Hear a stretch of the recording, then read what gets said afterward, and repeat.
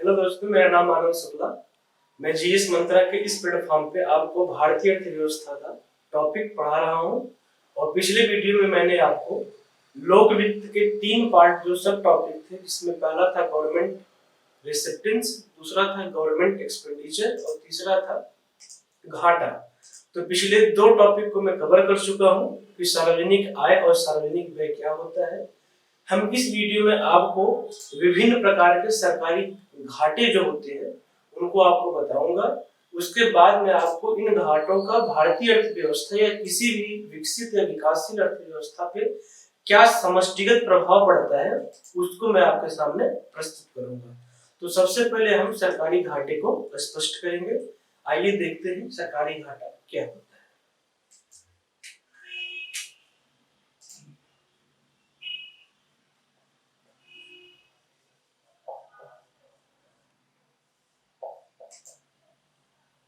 घाटे के पहले मैं आपको बताया था कि खर्च और व्यय, उस खर्च के पहले मैं सार्वजनिक जोड़ दे रहा हूँ और व्यय के पहले माफी चाहूंगा, आय के पहले मैं सार्वजनिक जोड़ दे रहा हूँ। तो सार्वजनिक आय और सार्वजनिक व्यय, तो सरकारी या घाटा जो होता है वह सार्वजनिक खर्च जो होता है, सार्वजनिक खर्च और सार्वजनिक व्यय, माफी चाहूंगा सार्वजनिक आय, इन दोनों का जो अंतर होता है वो सरकारी घाटा कहलाता है। कहने का मतलब है कि सार्वजनिक खर्च का सार्वजनिक आय पर जितना अधिक होता है, जितना सरप्लस होता है, उसको हम घाटे के तौर पे जानते हैं। सामान्यतः यह धारणा विकसित है कि घाटा हमेशा निगेटिव होता है और यह एक सामान्य तौर पे लगना भी चाहिए, घाटे का मतलब निगेटिव। लेकिन कभी कभी क्या होता है कि किसी भी देश का जो घाटा हो, जो सार्वजनिक व्यय और सार्वजनिक आय का जो अंतर होता है, कभी कभी वो सकारात्मक हो जाता है। जैसे कि सार्वजनिक व्यय खर्च या व्यय हमारा एक्सपेंडिचर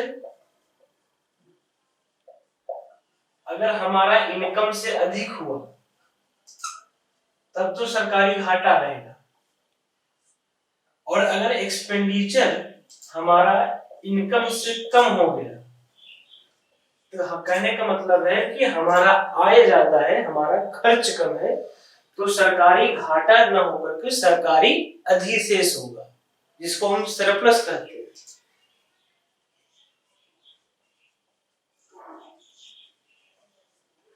सामान्यतः यह विकसित देशों की विशेषता होती है और यह एक विकासशील देशों की जरूरत होती है। विकसित देश और विकासशील देश के मध्य जो संरचनात्मक अंतर होता है, उसकी वजह से विकसित देशों के जो सरकारी या वार्षिक बजट होता है वह प्रायः लगभग सकारात्मक रहता है, और विकासशील देशों का जो वार्षिक वित्तीय विवरण होता है वह सामान्यतः निगेटिव होता है, मतलब घाटे की स्थिति उसमें होती है। तो घाटा समझने के पहले हमें आपको बता दिए कि घाटे का मतलब होता है खर्च का आय के जितना अधिक होता है, खर्च आय से जितना अधिक होता है, उसी के अंतर को हम घाटे के तौर पे जानते हैं।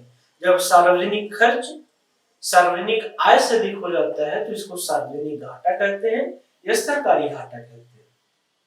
यह घाटा विभिन्न प्रकार का होता है, जैसे राजस्व घाटा क्या होता है, प्राथमिक घाटा क्या होता है, पूंजीगत घाटा क्या होता है, द्वितीयक घाटा क्या होता है, राजकोषीय घाटा क्या होता है। इसी प्रकार से इसकी और भी सूचियां हैं, हम इसको आपको एक एक करके और मैथमेटिकली इसको आपके सामने प्रस्तुत करेंगे। आइए देखते हैं घाटे के कितने प्रकार होते हैं और उन घाटे में क्या क्या चीज शामिल होता है।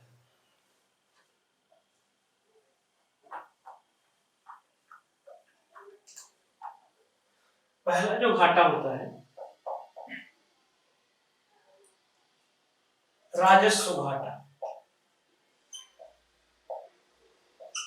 दूसरा जो घाटा होता है वह पूंजीगत घाटा,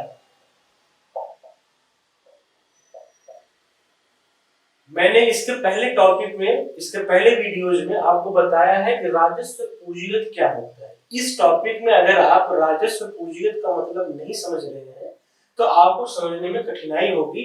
अतः घाटे को स्पष्टता के साथ समझने के लिए हमारे पुराने वीडियोज में जो राजस्व पूंजीगत का जो कॉन्सेप्ट है उसको आप स्पष्ट तौर पर समझिए, तभी इस चीज को आप पूरी तरीके से समझ पाएंगे। और उसी से घाटे का विभिन्न टाइप से निर्धारित किया गया है, जैसे कि राजस्व प्राप्तियां होती है, राजस्व खर्च होते हैं तो उनसे राजस्व घाटे का निर्माण होता है। पूंजीगत प्राप्तियां होती है, पूंजीगत व्यय होते हैं तो उससे पूंजीगत घाटे का निर्माण होता है। तो इन कॉन्सेप्ट को समझना आपके लिए बहुत ही जरूरी है और इसको समझने के लिए पुराने वीडियोज में जाइए, वहां पर एक एक टॉपिक को, इस चीज को स्पष्टता के साथ प्रस्तुत किया गया है। तीसरा होता है राजकोषीय घाटा।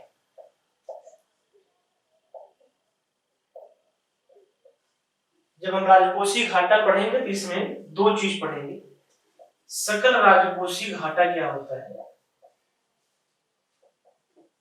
और निवल राजकोषीय घाटा क्या होता है। आगे हम पढ़ेंगे कि प्राथमिक घाटा क्या होता है। फिर इसी प्रकार हम सकल प्राथमिक घाटा क्या होता है और निवल प्राथमिक घाटा क्या होता है।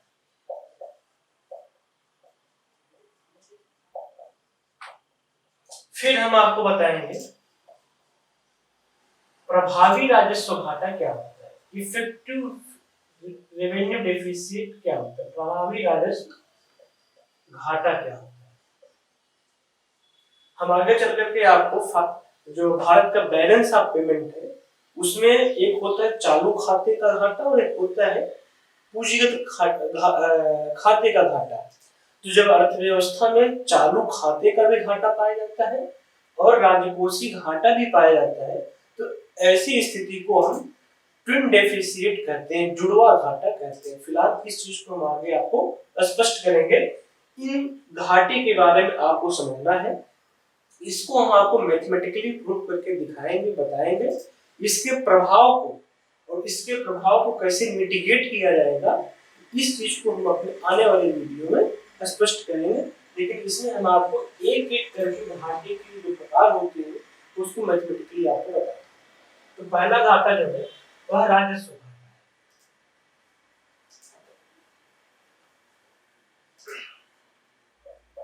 राजस्व घाटा, राजस्व घाटे का मतलब होता है कि राजस्व खर्च माइनस राजस्व प्राप्तियां। कहने का मतलब यह हुआ कि राजस्व खर्च राजस्व प्राप्तियों से जितना अधिक होता है वही राजस्व घाटा होता है। अर्थात राजस्व खर्च का राजस्व प्राप्तियों के ऊपर जो भी आधिक्य प्राप्त होता है, जो भी सरप्लस प्राप्त होता है उसको हम राजस्व घाटा कहते हैं। इस टॉपिक को समझने के लिए हम एक आपको पहले वाले वीडियो का एक संक्षिप्त रूप दे देते हैं कि खर्च और व्यय इन दोनों का राजस्व पूंजीगत पक्ष क्या क्या होता है। तो अगर मैं कहूं खर्च जो होता है वह दो तरीके से होता है, राजस्व खर्च और पूंजीगत खर्च। और इसी प्रकार से व्यय आय जो होता है वो दो प्रकार का होता है। पहला होता है राजस्व व्यय और दूसरा होता है पूंजीगत व्यय। इस कॉन्सेप्ट को आप समझते रहिए और इस कॉन्सेप्ट की विस्तृत व्याख्या आपको पहले वीडियो में किया चुकी है। अब यहां से हम एक एक चीज को स्पष्ट करके इस चीज को समझाएंगे आपको। राजस्व घाटा जो होता है वह राजस्व खर्च और राजस्व प्राप्तियों का अंतर होता है। तो पहला जो है ये जो खर्च है, इस खर्च में जो राजस्व वाला पार्ट है और इस आय में जो राजस्व वाला पार्ट है, इनका जो अंतर होता है वही हमारा राजस्व घाटा होता है। अब दूसरा चीज हम सब क्या समझेंगे, पूंजीगत घाटा क्या होता है। पूंजीगत घाटा क्या होता है तो पूंजीगत जो खर्च होता है, पूंजीगत खर्च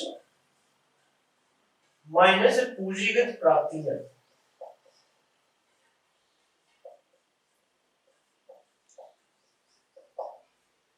यहां से आप समझिए कि खर्च दो प्रकार का, तो राजस्व और पूंजीगत, आय दो प्रकार का, राजस्व और पूंजीगत।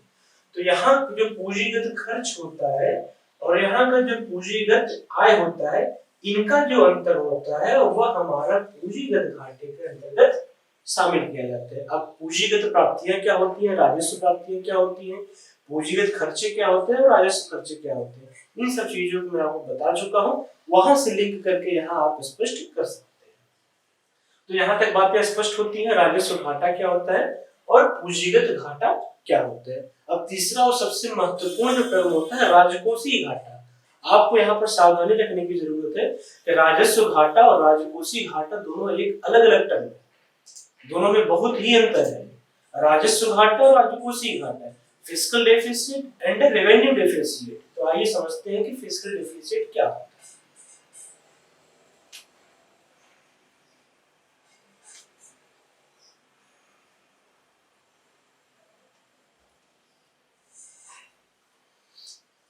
राजकोषीय घाटा, राजकोषीय घाटा, राजकोषीय घाटे का अंतर्गत हम कुल खर्च, कुल खर्च जब मैं कहूं तो इस कुल खर्च में हमारा राजस्व और पूंजीगत दोनों चीज शामिल होता है, राजस्व खर्च भी और पूंजीगत खर्च भी। कुल खर्च माइनस कुल प्राप्तियां, कुल प्राप्तियां,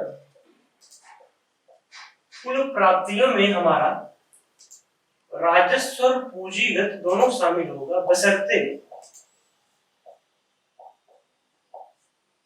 कुल प्राप्तियां जिसमें उधारियां और अन्य देयताएं शामिल नहीं, उधारियां, बारोइंग और अन्य लायबिलिटीज शामिल नहीं, जिसमें उधारियां व अन्य देयताएं शामिल नहीं। आपको मैंने बताया था जो बारोइंग और लायबिलिटीज होती है वह पूंजीगत प्राप्तियों के अंतर्गत शामिल होती है। तो मतलब कुल प्राप्तियों में राजस्व प्राप्तियां पूरा का पूरा होगा, लेकिन पूंजीगत प्राप्तियों में ऐसी प्राप्तियां जो उधारियों और देयताओं के माध्यम से सृजित की जाती हैं वो पूंजीगत प्राप्तियों में शामिल नहीं किया जाएगा। कुल खर्चे में राजस्व और पूंजीगत दोनों रहेगा, लेकिन इधर कुल प्राप्तियों में हमारा राजस्व तो रहेगा, लेकिन पूंजीगत प्राप्तियों में वे प्राप्तियां नहीं होंगी जो उधारियों और अन्य देयताओं के माध्यम से सृजित किया जाता है। इसको हम मैथमेटिकली आपको समझाते हैं।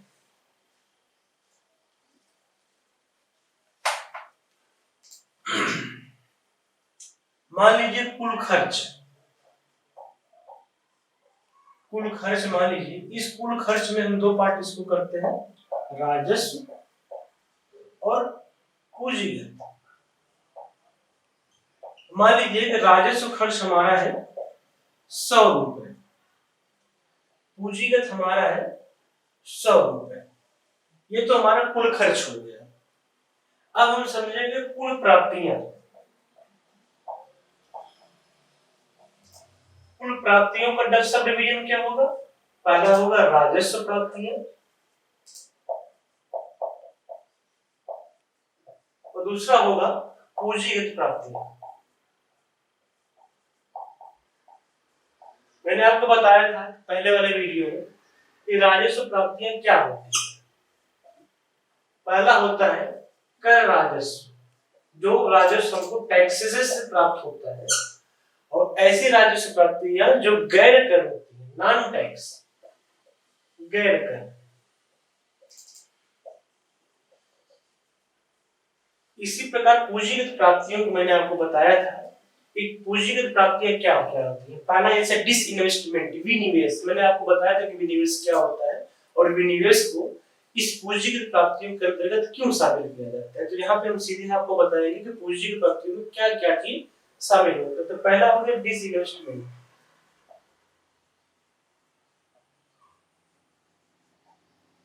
पहला चीज हो गया। दूसरा हो गया मार्केट बारोइंग, मार्केट बारोइंग।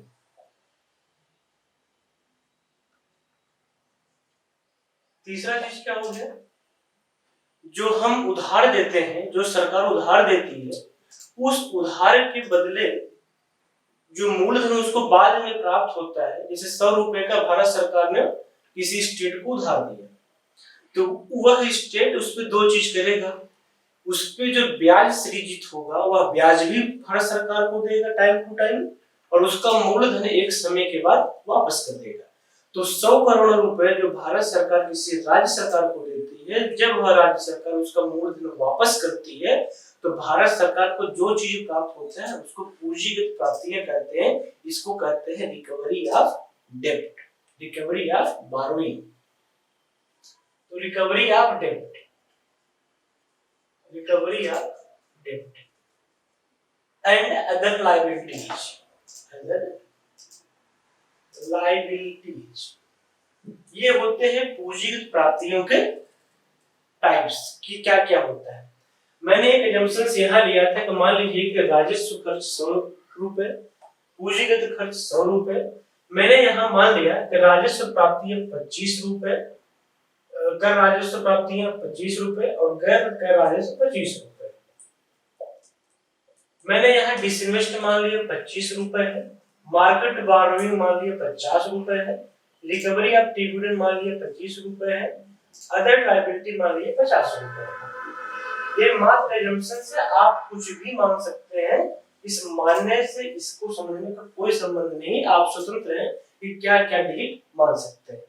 अब मैं एक एक चीज को आपको बताता हूँ, यहाँ से अगर इस जो एजम्पशंस मैंने लिए हैं कि क्या क्या कितना कितना है, अगर इसके आधार पे हम राजस्व घाटा निकालें, राजस्व घाटा, तो मैंने आपको फार्मूला क्या बताया राजस्व घाटा का, राजस्व प्राप्तियां माइनस राजस्व खर्च माइनस राजस्व प्राप्तियां। तो हमारा जो राजस्व खर्च हो रहा है, राजस्व खर्च जो हो रहा है वो 100 रुपए का है, राजस्व खर्च 100 रुपए का, और राजस्व प्राप्तियां हमारी कितनी हो रही है 25 और 25 50, कर राजस्व और गैर कर राजस्व मिलाकर के राजस्व प्राप्तियां बना रहे हैं। तो यहाँ पर हम कर देंगे 25 प्लस 25, तो इसका जो अंतर आ जाएगा 100 में से 50 घटा देंगे तो 50 रुपए, तो हमारा राजस्व घाटा कितना हो जाएगा 50 रुपए। स्पष्ट हो रहा है आपको। दूसरा कि पूंजीगत घाटा क्या होगा, पूंजीगत घाटा, पूंजीगत घाटा मैंने क्या बताया, पूंजीगत खर्च, तो पूंजीगत खर्च जो है यहाँ कितना है 100 रुपए, माइनस पूंजीगत प्राप्तियां, इन प्राप्तियों में सब चीज को शामिल करेंगे, तो 25 रुपए यहाँ, 25 रुपए यहाँ, 50 रुपए, 50 रुपए यहाँ, 100 रुपए और 50 रुपए यहाँ, कितना हो गया 50 50 100 25, 150 रुपए वहां हो गया। तो 100 माइनस 150, यहाँ पर हमको पूंजीगत घाटा सरप्लस दिखाई देता है, क्योंकि पूंजीगत प्राप्तियां हमारा पूंजीगत खर्च से अधिक, यहां स्पष्ट होता है।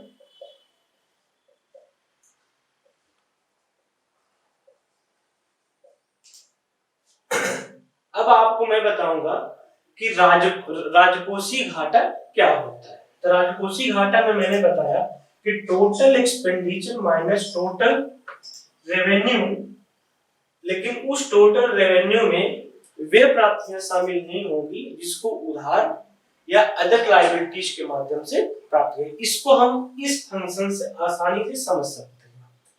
तो राजकोषीय घाटा जो होता है, राजकोषीय घाटा ये हमारा कुल खर्च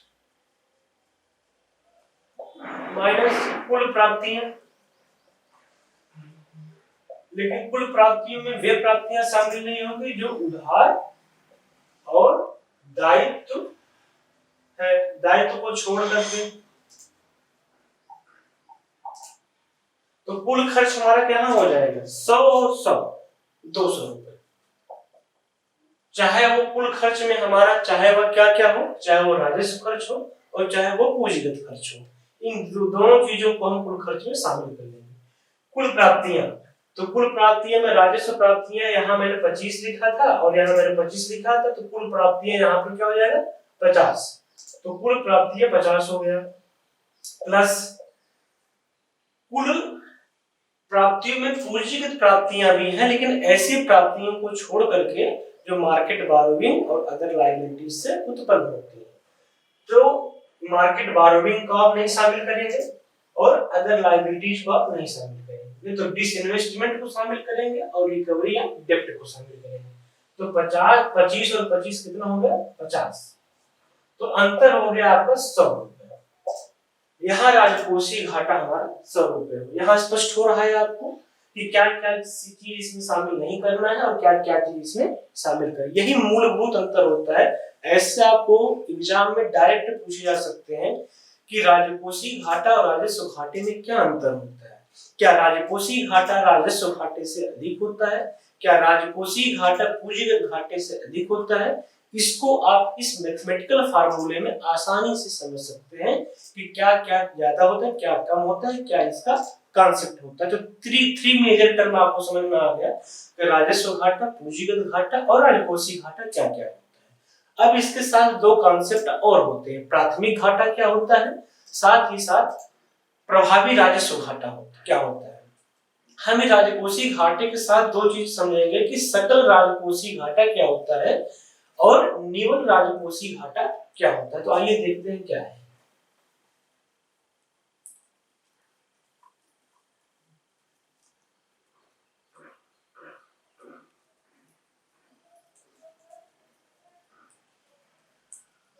पहला, राजकोषीय घाटे का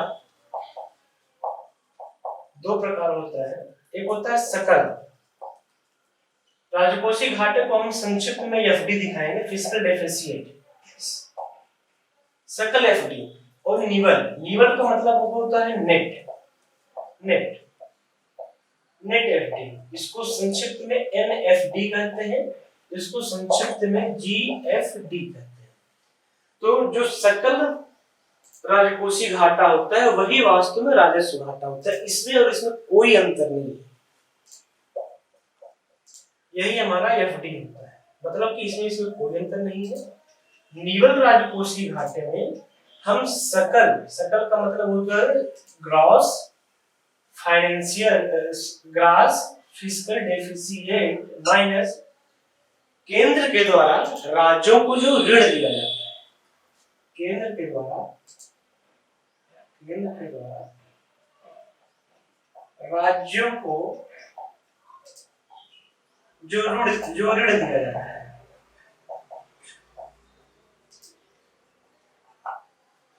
कुल राजकोषीय घाटे में केंद्र के द्वारा राज्यों को दिए जाने वाले ऋण को घटा देंगे तो हमारा निवल राजकोषीय घाटा प्राप्त हो जाएगा। आपको संकल्पना स्पष्ट हो रही होगी कि राजकोषीय घाटा दो प्रकार का होता है, एक होता है सकल राजकोषीय घाटा और दूसरा होता है निवल राजकोषीय घाटा। तो निवल राजकोषीय घाटे में क्या शामिल होता है और सकल राजकोषीय घाटे में क्या शामिल होता है।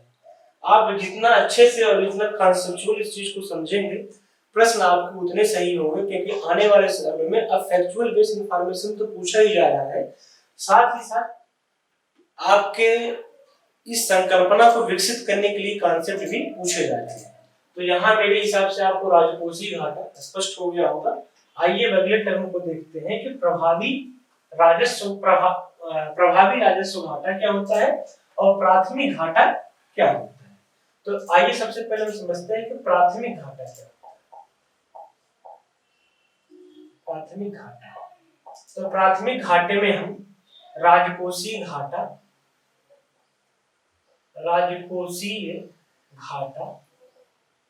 माइनस ब्याज भुगतान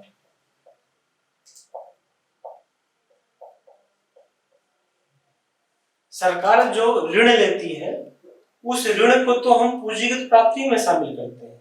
और मैंने बताया आपको राजकोषीय जो घाटा होता है उसमें वे प्राप्तियां नहीं शामिल होती हैं जो उधार या दायित्वों के माध्यम से सृजित होती हैं। यहाँ तो राजकोषीय घाटा हो गया। इस राजकोषीय घाटे में जब हम ब्याज भुगतान के लिए किए गए पेमेंट को घटा देंगे तो मेरा प्राथमिक घाटा प्राप्त हो जाएगा।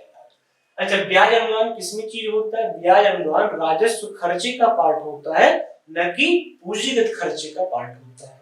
यहाँ पर स्पष्ट हो रहा है आपको कि राजकोषीय घाटे में जब ब्याज भुगतान को घटा देंगे तो प्राथमिक घाटा हो जाएगा। यह CDF assistant commandant, CDS, UPSC, UPPSC में भी अब लगातार प्रश्न पूछा जा रहा है। ऐसे करके इधर दे रहा है मिलान कराने के लिए राजस्व घाटा, इधर दे रहा है पूंजीगत घाटा, इधर दे रहा है कि राजकोषीय घाटा, इधर दे रहा है प्राथमिक राजस्व घाटा, इधर ऐसे सीरीज बनाकर के मिलान कराने के लिए पूछ रहा है कि कौन सा क्या चीज होता है। तो आपको यहाँ पर बेहतर संकल्पना स्पष्ट होना चाहिए कि कौन सा चीज क्या होता है। तो आपको मैंने राजस्व घाटा, पूंजीगत घाटा, राजकोषीय घाटा और प्राथमिक घाटे को स्पष्ट कर दिया है। प्राथमिक घाटा क्या होता है? राजकोषीय घाटे में जब ब्याज भुगतान को दिए जाने वाला जो धनराशि होती है उसको जब घटा देंगे तो हमारा प्राथमिक घाटा प्राप्त हो जाएगा। अब आके समझते हैं तो प्रभावी राजस्व घाटा क्या होता है। प्रभावी राजस्व घाटा क्या होता है? इफेक्टिव रेवेन्यू डेफिसिट क्या होता है? तो राजस्व घाटा माइनस केंद्र के द्वारा राज्यों को दिया गया सशर्त, यहाँ पर हर एक वर्ड आपके लिए महत्वपूर्ण है, सशर्त पूंजीगत अनुदान।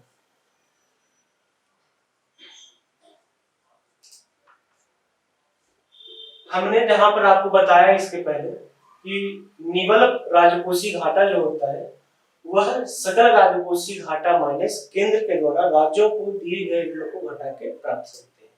यहाँ पर राजस्व घाटे में हम केंद्र के द्वारा राज्यों को दिया गया सशर्त पूंजीगत अनुदान घटा के करते हैं। हम इसको क्यों करते हैं, इसके पीछे का कॉन्सेप्ट क्या है, इसको हमें आपको स्पष्ट करना है। उसको स्पष्ट करने के पहले सबसे पहले मैं आपको बताता हूं कि यहाँ दो चीज इंपॉर्टेंट है, एक है सशर्त और दूसरा है पूंजीगत अनुदान। अनुदान एक यूनिलैटरल होता है जो केंद्र के माध्यम से राज्यों को दिया जाता है। आपने राज्य व्यवस्था खंड के अंतर्गत पढ़ा होगा अनुदान दो तरीके से होते हैं, एक अनिवार्य अनुदान होते हैं और एक स्वैच्छिक या विवेकाधीन अनुदान होते हैं।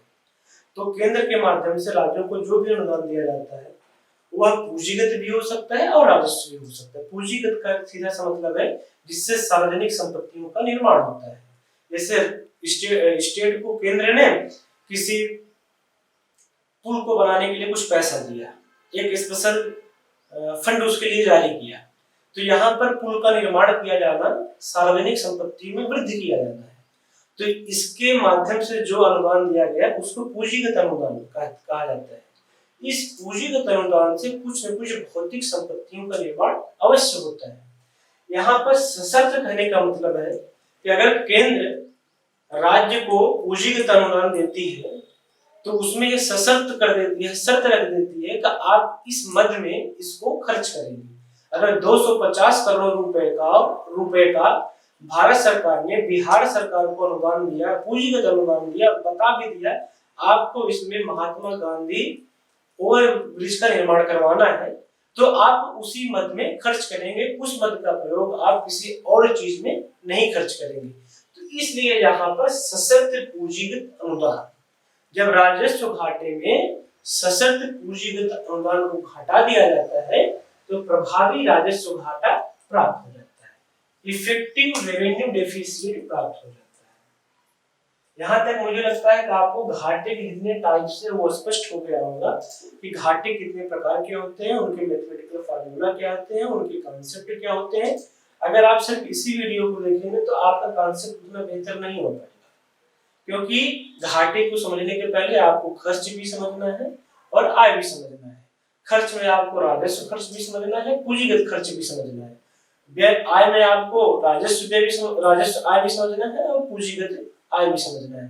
अतः बेहतर स्पष्टीकरण के लिए आप पहले वाले वीडियोज को देखिए और उसमें जो जो भी कॉन्सेप्ट बताए गए हैं उसको आप समझने की कोशिश करिए।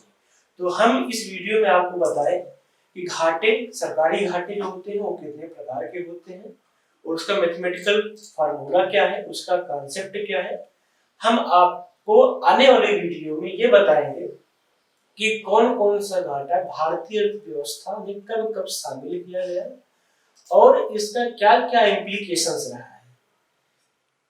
इसमें एक घाटा और होता है बजट घाटा, बजटरी डेफिसिट कहा जाता है। इसको मैं आपको स्पष्ट करता हूं कि बजटरी डेफिसिट क्या होता है, हीनार्थ प्रबंधन क्या होता है, मौद्रीकृत घाटा क्या होता है।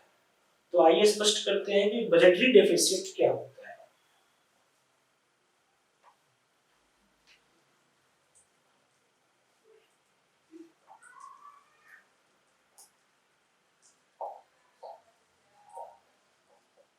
बजटीय घाटा, बजटीय घाटे में हम कुल खर्च माइनस कुल प्राप्तियां।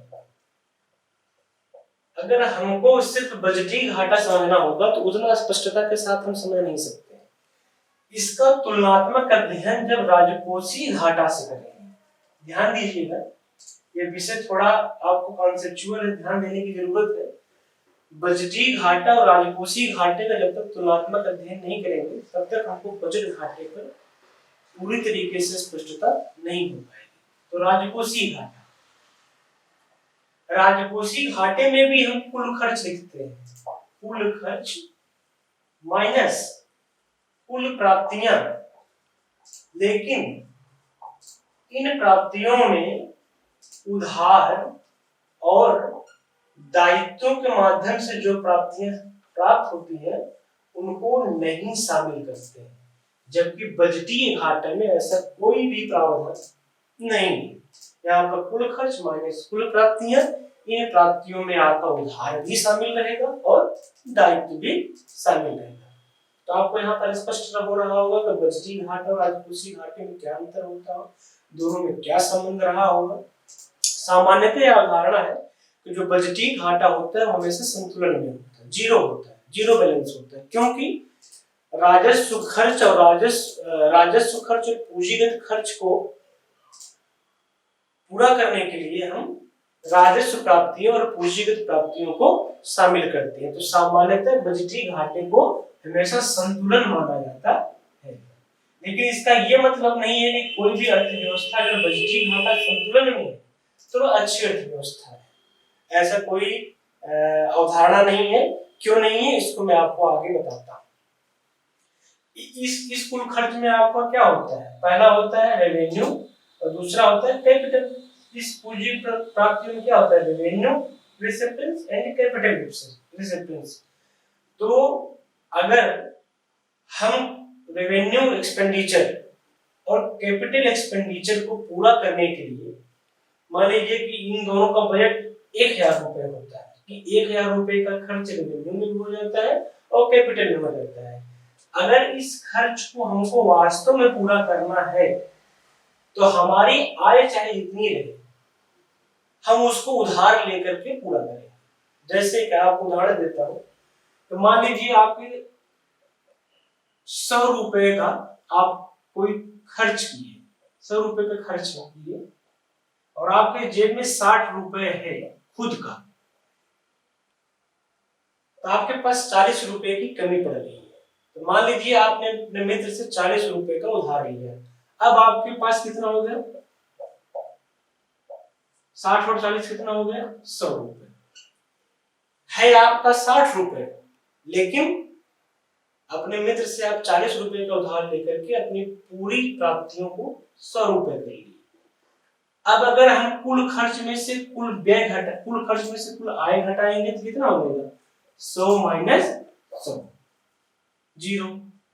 कहने का मतलब बजटीय घाटा संतुलन में होता है, इसका यह मतलब नहीं होता है कि अर्थव्यवस्था अच्छी है।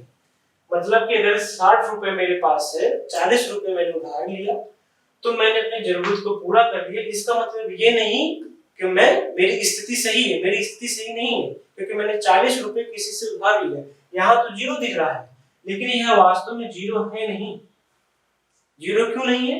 क्योंकि मैंने इसको उधार लेकर प्राप्त किया है। जबकि राजकोषीय घाटे में, यहाँ पे आप समझिएगा कि कुल खर्च तो 100 रुपए है और कुल प्राप्तियां हमारा 60 रुपए है, और इसमें मैंने बताया कि उधार और लायबिलिटीज को शामिल नहीं किया जा सकता है, तो 40 रुपए यहाँ शामिल नहीं होगा। हमारा यहाँ घाटा 40 रुपए का, मतलब कि जो मैं उधार लेता हूँ वही मेरा राजकोषीय घाटा होता है।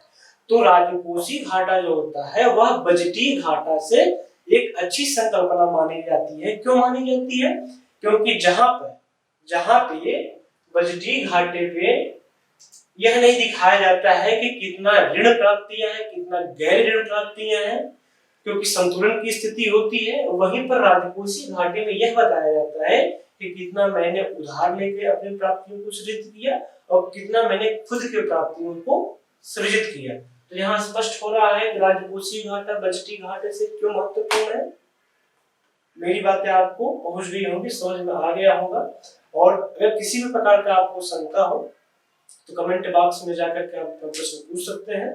हम आने वाले वीडियो में उसको स्पष्ट करने का प्रयास करेंगे। तो मेरे हिसाब से आपको राजस्व घाटा, पूंजीगत घाटा, राजकोषीय घाटा, निवल राजकोषीय घाटा, प्राथमिक घाटा, प्रभावी राजस्व घाटा और अंत में बजटीय घाटा स्पष्ट हो गया होगा। इस वीडियो में इतना ही। हम आपको आने वाली वीडियोज में इन घाटों का भारतीय अर्थव्यवस्था में कब कब प्रावधान किया गया, यानी सिंह कमेटी की रिकमेंडेशन क्या है, एफआरबीएम एक्ट 2003 क्या है, एफआरबीएम एक्ट में कब कब संशोधन किया गया, और 15th फाइनेंस कमीशन जिसके अध्यक्ष यानी सिंह है, उन्होंने अपने अंतरिम रिपोर्ट क्या प्रस्तुत किया है। इन सब चीजों को हम आने वाले वीडियो में आपके साथ प्रस्तुत होंगे। तब तक आप इन सब चीजों को रिवाइज करते रहिए और इस चैनल को नियमित देखते रहिए। आपको आने वाले वीडियोज में आपके बेहतर कॉन्सेप्ट के लिए हम एक एक टॉपिक आपके सामने लेके उपस्थित रहेंगे। धन्यवाद।